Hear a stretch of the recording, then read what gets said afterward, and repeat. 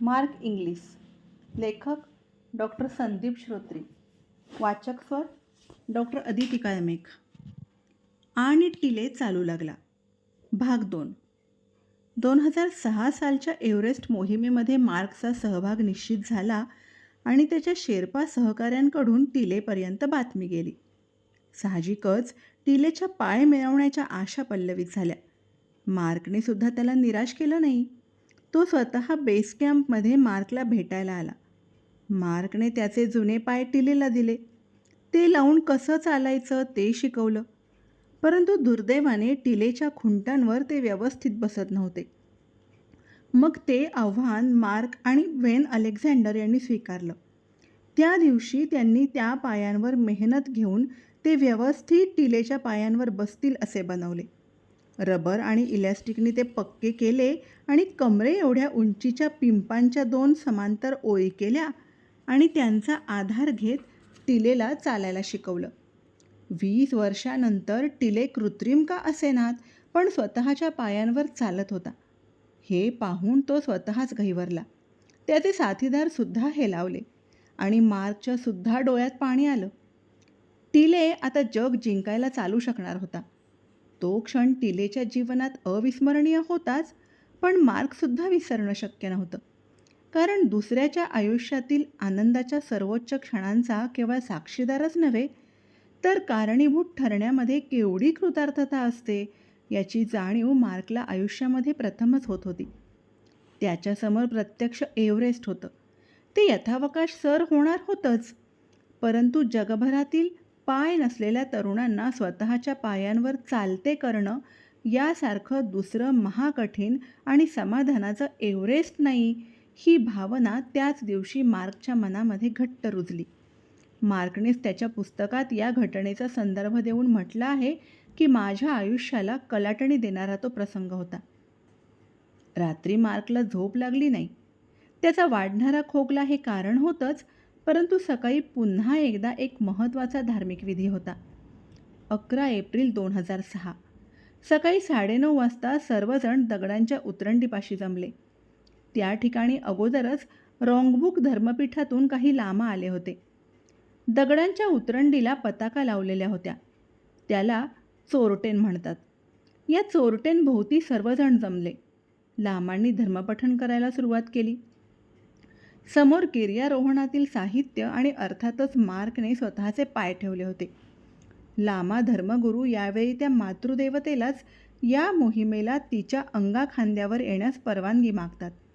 त्यांचं बरं वाईट होऊ नये म्हणून साकडं घालतात. सर्व शेर्पा अत्यंत भाविकतेने हा विधी बघत होते, नमस्कार करत होते. मणी पताका गुंडाळत होते. ज्युनिपर म्हणजे धुपाच्या छोट्या छोट्या काड्या जाळून त्यांचा धूर झाला होता. वाऱ्यामुळे तो इतस्ततः भुरभुरत होता. त्यामुळे वातावरण आणखीनच गूढ गंभीर झालं होतं. मार्कने प्रार्थना केली. त्याच्या नजरेसमोर त्या समोरील मातृदेवतेने पोटात घेतलेला त्याचा मित्र आणि न्यूझीलंडचेच विख्यात गिर्यारोहक रॉब हॉल आणि अँडी हॅरिस दिसत होते. 10 वर्षांपूर्वी म्हणजे 1996 साली तब्बल 6 वेळा शिखर सर करणारे हे दोघे वीर हिमवादळामध्ये बरोबरच्या इतर गिर्यारोहकांना सोडवण्यासाठी मदत करण्यासाठी अर्ध्या वाटेवरून पुन्हा वर गेले होते. ते कधीही न परतण्यासाठी. त्यांच्या या वीरतेसाठी पुढे न्यूझीलंड सरकारने त्यांना उच्च शौर्य पदक म्हणजे ब्रेव्हरी स्टार दिले होते. मार्कच्या डोळ्यात पाणी आलं होतं. फुरबा शेर्पा तर जास्तच रडत होता, कारण त्याचा पुतण्याच काही दिवसांपूर्वी इथं दिवंगत झाला होता. पूजाविधी झाल्यानंतर मार्क जास्तच अबोल झाला होता. काही खावंसं वाटत नव्हतं. अन्नावरची वासनाच जणू उडाली होती. शांतपणे तो त्याच्या तंबूमध्ये वाचत बसला. बाहेरचं तापमान 5 अंश. तंबूमध्ये काटा सुमारे 37 अंश सेल्सिअस दाखवत होता. त्याचा पाय. तंत्रज्ञ वेन अलेक्झांडर म्हणजे काऊबॉय टिलेच्या पायांवर अजूनही काम करत होता, कारण त्याला अजूनही चालताना अडचण येत होती. दुसऱ्या दिवशी त्या पायांचे शाफ्ट थोडे कापले आणि लांबी कमी केली. दुपारपर्यंत त्या पायांवर टिले व्यवस्थित चालू लागला आणि परत त्याच्या घरी म्हणजे शिगास्सेला गेला.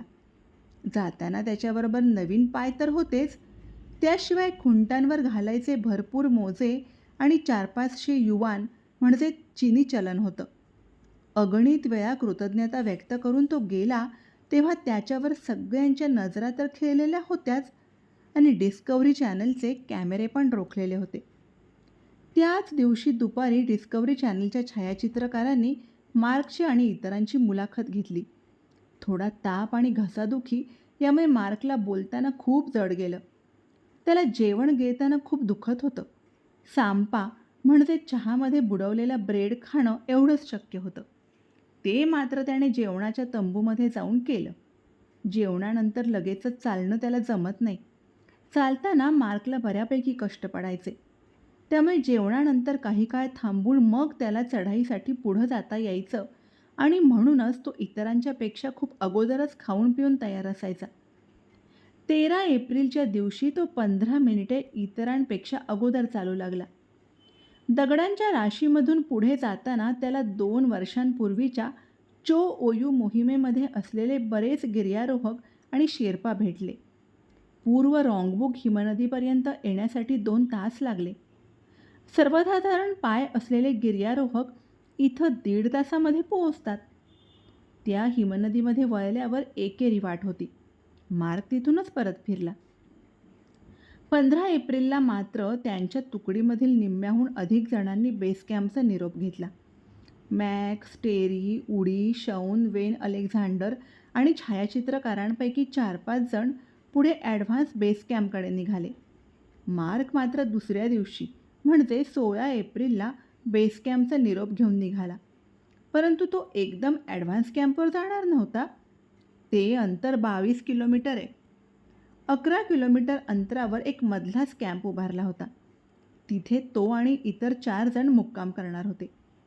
त्याच्या या प्रत्यक्ष चढाईचं चित्रीकरण करणारा व्हेटू त्याच्या पावलांबरोबर होताच.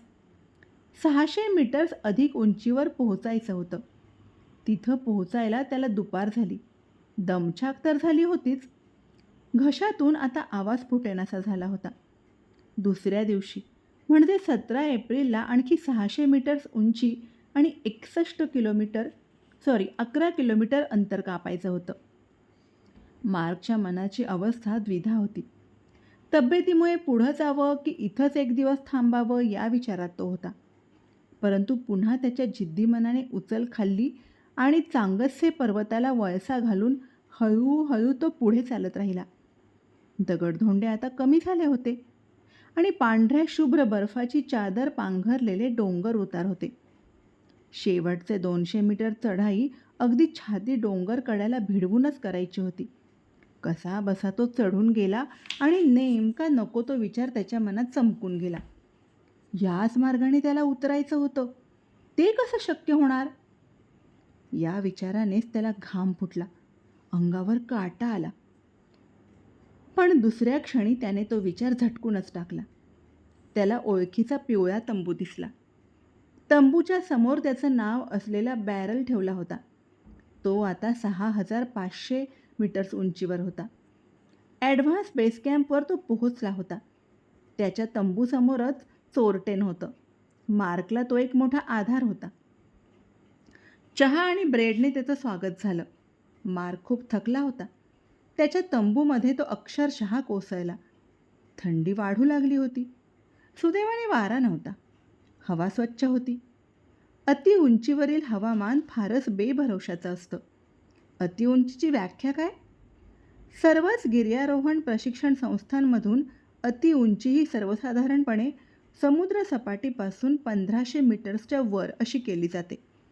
त्यामध्ये सुद्धा अतिउंची, मध्यम अतिउंची आणि अतिउंची असे 3 टप्पे पडतात. अतिउंची 1500 ते 3500 मीटर्स आणि अतिउंची ही 5500 मीटर्सच्या वर असं मानलं जातं. ॲडव्हान्स बेस कॅम्पवर म्हणजे 6500 मीटर्स उंचीवर मार्क आता पोहोचला होता. त्याच्या तंबूसमोरच जेवणाचा तंबू होता, पण तरीसुद्धा तो तिकडं फिरकला नाही. मार्क शांतपणे आपल्या झोपायच्या पिशवीमध्ये सरकला. धन्यवाद.